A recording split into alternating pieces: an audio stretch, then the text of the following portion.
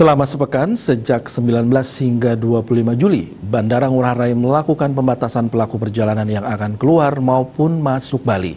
Selama rentang waktu tersebut, tak sembarang orang bisa melakukan perjalanan.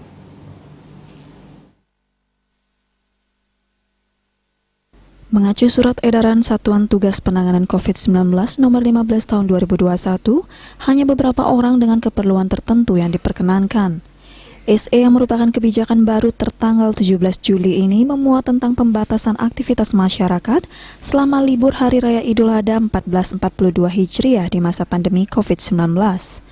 Di samping mengatur mobilitas masyarakat keluar daerah, SE 15/2021 juga membatasi sementara aktivitas perjalanan orang usia di bawah 18 tahun.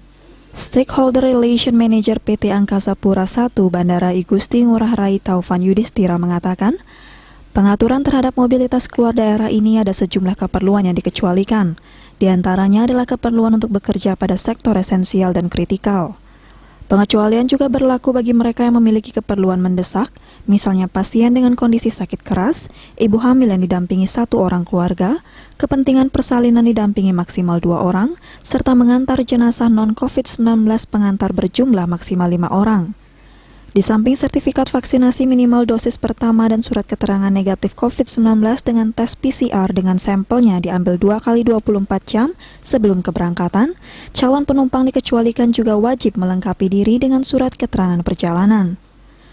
Bagi penumpang dikecualikan yang merupakan pekerja sektor esensial dan kritikal, itu bisa berupa surat tanda registrasi pekerja atau STRP, ataupun surat keterangan lain yang dikeluarkan oleh pemerintah daerah atau surat perintah tugas dari pimpinan instansi setingkat eselon 2. Untuk penumpang dikecualikan karena alasan mendesak seperti tertuang dalam SE, wajib menunjukkan surat keterangan perjalanan seperti surat rujukan dari rumah sakit, surat pengantar dari perangkat daerah setempat, surat keterangan kematian, dan lain sebagainya.